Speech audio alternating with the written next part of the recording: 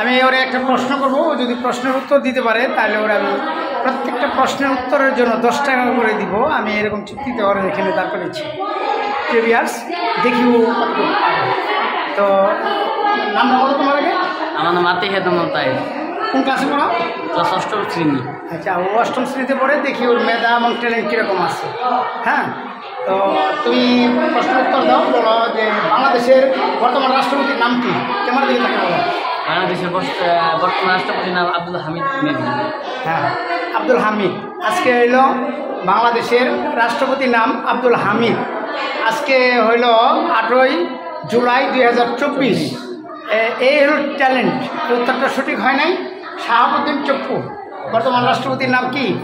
শাহাবুদ্দিন চপ্পু। এরপরে আরেকটা প্রশ্ন করবো, যদি উত্তর দিতে পারো তাহলে তোমাকে 10 টাকা আমাকে দিতে, এবং আমি তোমাকে, তুমি প্রশ্নের উত্তর পারলে তোমাকে 10 টাকা দিতাম। কিন্তু যেহেতু তুমি উত্তর পারো নাই, এই জন্য তুমি আমাকে 10 টাকা দিতাম। হ্যাঁ, যদি এই উত্তরটা পারো তাহলে সমান সমান হয়ে যাবে। ঠিক আছে? আমাদের জাতীয় কবির নাম কি?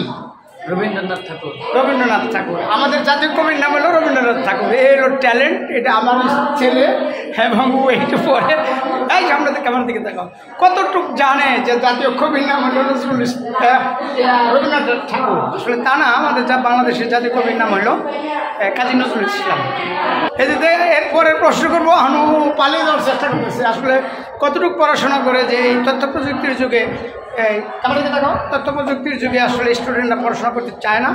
যে পড়াশোনা আসলে করা উচিত, বেশি বেশি পড়া উচিত। যেখানে যা কুড়িয়ে দেখিবে তা, এরকম একটা কবিতার লাইন আছে, কিন্তু সে তা করে না, শুধু ঘুমায় আর মোবাইল টিপে এবং গান বাজনা নিয়ে সে ব্যস্ত। এইসব কমন নলেজগুলো আসলে আমাদের প্রত্যেকেরই জানা উচিত। যে বাংলাদেশের প্রথম রাষ্ট্রপতির নাম কি, প্রধানমন্ত্রীর নাম কি, আমাদের রাজধানীর নাম কি, কয়টা বিভাগ, ইত্যাদি ইত্যাদিগুলো কিন্তু আমাদের আসলে জানা উচিত। কিন্তু এই স্টুডেন্ট, এটা আমার ছেলের সন্তান, আমি ওর সাথে চুক্তি করেছিলাম যে ও একটা প্রশ্ন উত্তর দিতে পারলে ওকে 10 টাকা দেবো, আর ও না পারলে আমাকে 10 টাকা দেবে। কিন্তু দুইটা প্রশ্ন উত্তর দিতে পারে নাই, বিদায়ী কিন্তু আমি 20 টাকা ওর কাছে পাই। এটা আমি আদায় করব, যে কোনো এতে আদায় করব, অথবা ও যখন আমার কাছ থেকে কিছু মজা খাওয়ার জন্য টাকা নেয় তখন থেকে আমি কাটা দেবো। হ্যাঁ, প্রিভিয়াস। এরপরে আরেকজনকে ধরবো, দেখি কীরকম ট্যালেন্ট আসে। ধন্যবাদ। ততক্ষণ আমার সাথে থাকবেন, ভালো থাকবেন।